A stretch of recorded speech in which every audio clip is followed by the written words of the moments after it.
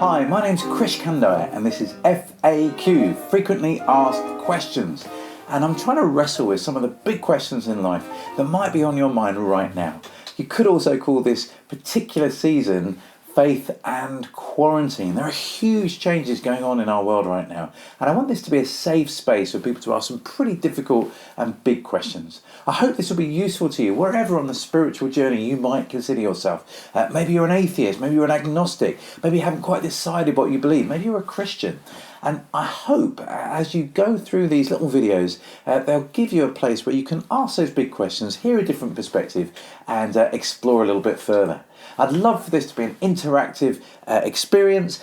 Maybe you're going to follow me on Twitter or on Instagram or Facebook, and you can post questions that you'd like us to wrestle with absolutely there. And would love for you to be part of an ongoing dialogue. My only rule is be kind. Be sympathetic. If someone doesn't agree with you on the comments, well, just be as persuasive as you can be, but let's not rubbish other people's opinions. This is a place of respect and tolerance and engagement. And I thought for the first in our series, we should look at, I guess, the biggest topic in the world right now. Is there anything we can learn from the coronavirus pandemic? Now, just for full disclosure, I am Dr Krish Kandiah, but I am not a medical doctor. So if you want to know how many times you should be washing your hands or whether you need to self-isolate or not, this is not the right place for you to get that kind of advice. Go to a doctor, or even better, go and visit the WHO website or your own country's medical health advice. But instead, here, we're going to be talking about some of the philosophical and theological and spiritual implications of what we are learning through the coronavirus. I guess I'd like to kick off with the idea that a crisis can show us who we really are. There was one science fiction writer that put it quite neatly. A crisis doesn't change people, it reveals them.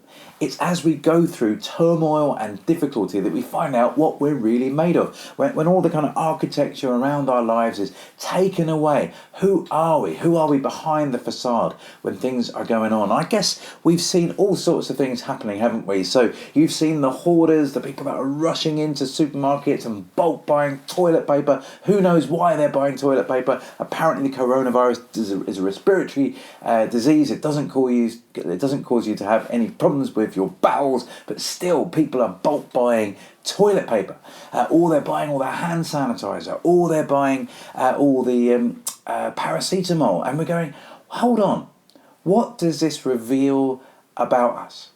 Some people would say this is a very natural reaction. We live in a world that's governed by the laws of nature, and the laws of nature are red in tooth and claw. It's all about who has the most, wins the most. It's the kind of Nietzschean idea of the Übermensch, the will to power, that if you have enough power, you can grab whatever you like. This is the survival of the fittest.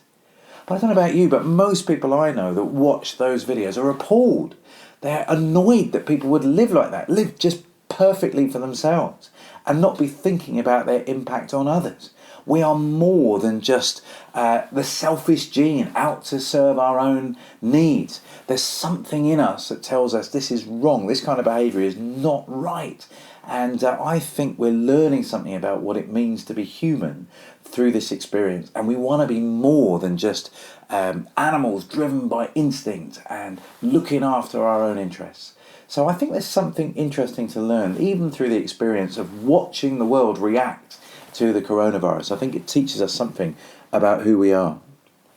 I was reading a little piece, and some people attribute it to Goethe, but apparently it was written by a teacher. I quite like this. It says, "I have come to the frightening conclusion that I am the decisive element. It is my personal approach that creates the climate. It is my daily mood that makes me the weather.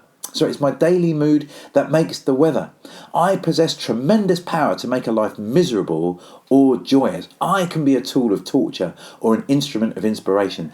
I can humiliate or humour, hurt or heal.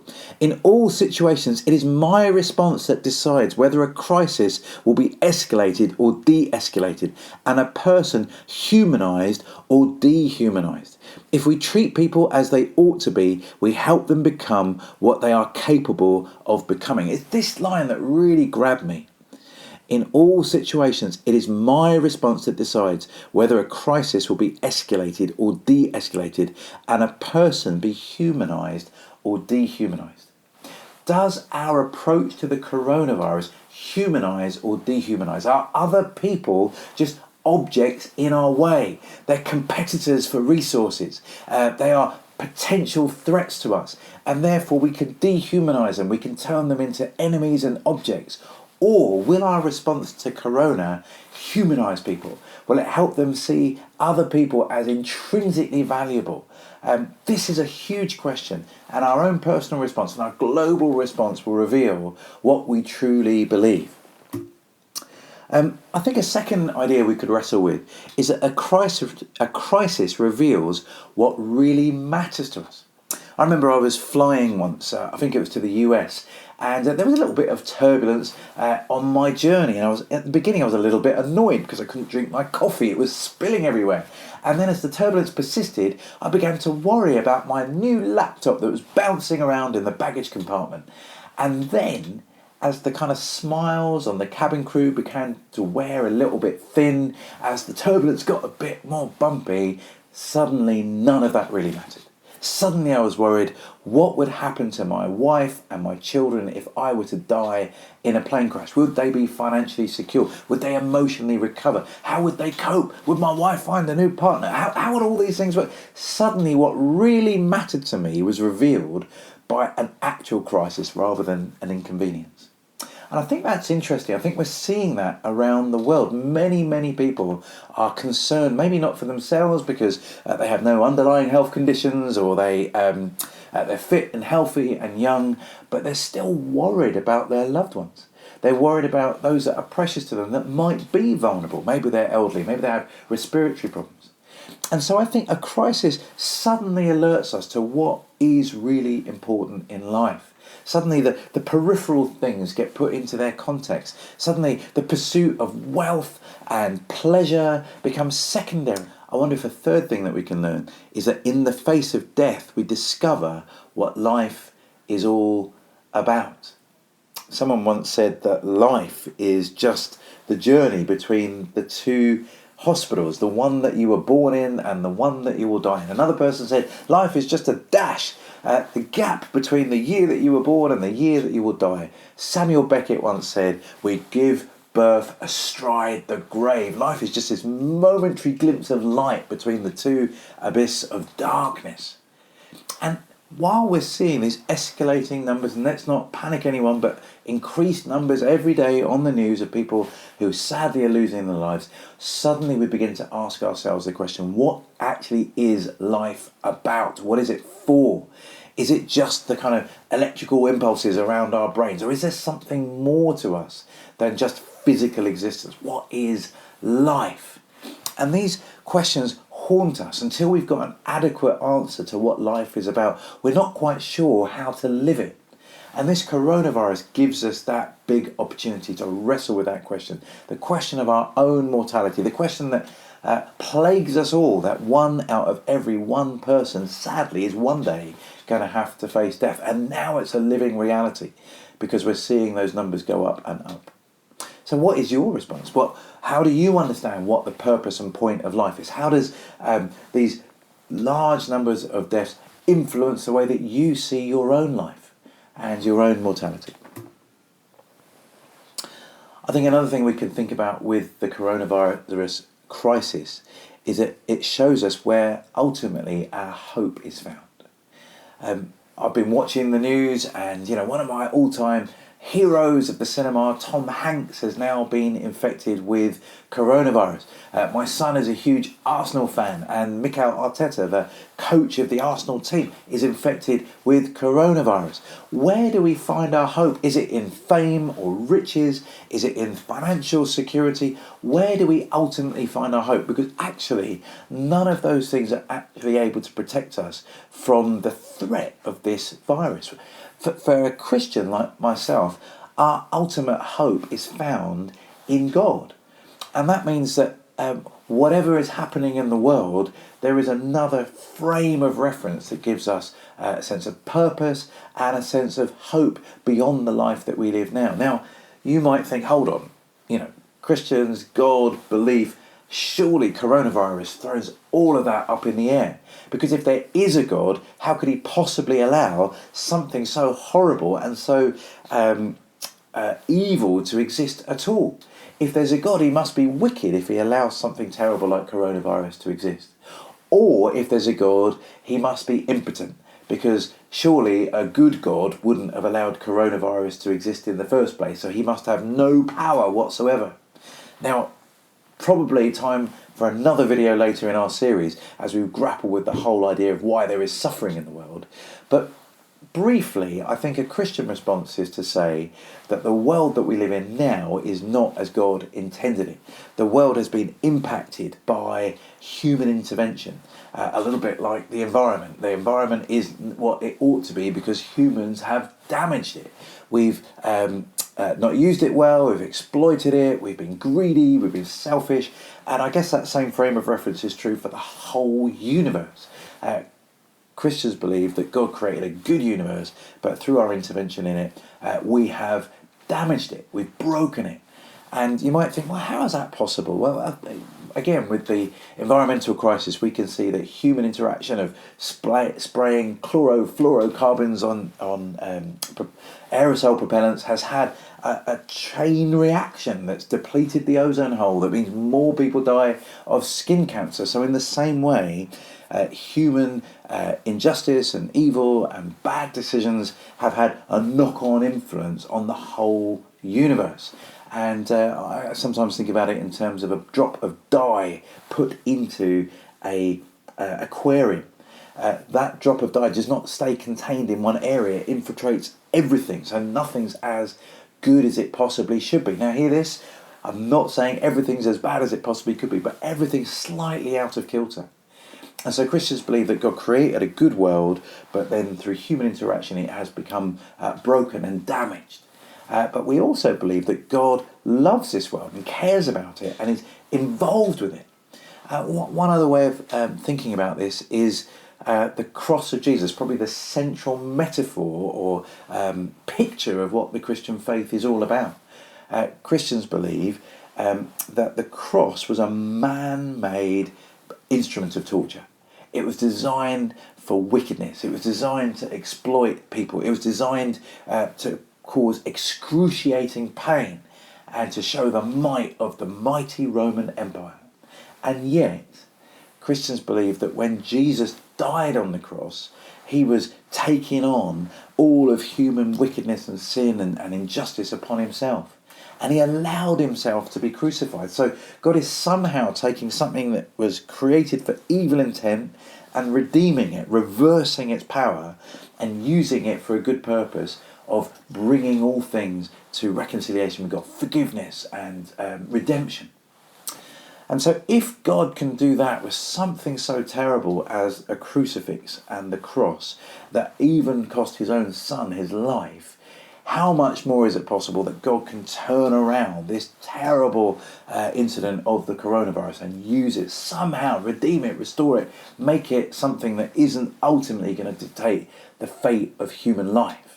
And so Christians live with this tension that we recognise the brokenness of our world, but we have a hope that God is able to restore and redeem what has been broken. I think one last reflection, and then please let's have a chat. Get in touch on social media so we can take this conversation a little bit further. I think what we're seeing with the coronavirus is a questioning of how human beings are supposed to live. This crisis demonstrates what love really looks like. For some, as we've been seeing, grabbing all the toilet paper and the disinfectant, it's about self-love. It's about looking out for number one. It's dog eat dog, every man, woman and child for themselves. But there's another way of seeing how we should respond to the coronavirus, and it's the one that most of us aspire to, that I think makes little sense in a purely evolutionary frame for human understanding and behaviour. And again, that's a conversation we might need to have a little bit later. But historically, Christians have dealt with these kinds of plagues and disasters before. And I just want to read you a quote from Dionysius. Dionysius wrote a lengthy tribute to the heroic nursing efforts of local Christians, many of whom lost their lives while caring for others. And this letter was written at Easter time around 260 AD. And it says this: most of our brother Christians showed unbounded love and loyalty, never sparing themselves and thinking only of one another. Heedless of danger, they took charge of the sick, attending to their every need and ministering to them in Christ. And with them departed this life serenely happy, for they were infected by others with the disease, and drawing on themselves the sickness of their neighbours and cheerfully accepting their pains. Many, in nursing and curing others, transferred their death to themselves and died in their stead. The best of our brothers lost their lives in this manner, a number of presbyters, deacons and laymen winning high commendation, so that death in this form, the result of great piety and strong faith, seems in every way the equal of martyrdom. There's a little picture of what the Christian life looks like. If you're someone wanting to explore what the Christian faith is, it isn't just about believing that Jesus lived and died and rose again. It's about following in his footsteps. And Christians believe that Jesus lived and gave his life for other people. And so way back in 260 AD, Christians were demonstrating that same kind of selflessness by caring for the sick, by laying down their lives that other people might live.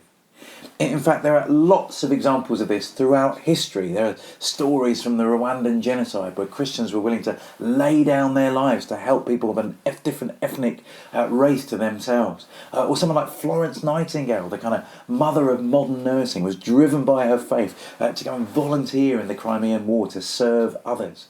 So this picture is not just a one-off from 260 AD, it's a normal way of living. And I guess if you are a Christian watching today, one way that we can demonstrate what the Christian faith is like is not just about nice words. It's not just about, staying calm. It's also about living differently. And that living differently might mean self-sacrificial behaviour. Now, we don't want to be stupid about this. We want to make sure that we're wise, we're washing our hands, we're not unnecessarily passing on the disease to others. But there are ways that we can look out for the vulnerable and make sure they get the care and attention they need. Not just those in our own families, but those from neighbours and other people that are going to be left alone or particularly vulnerable. So I suggest that let's start this conversation online. I hope this is a good beginning point for a wider conversation. I pray that you stay safe and healthy, and if you are in isolation, I pray that you get better soon. Can't promise any healing powers or anything like that, just a good God that listens to prayers. And if you want to ask any questions, let's get going on social media and let's see if this conversation can go a little bit deeper. But thanks for listening. Look forward to hearing from you again soon.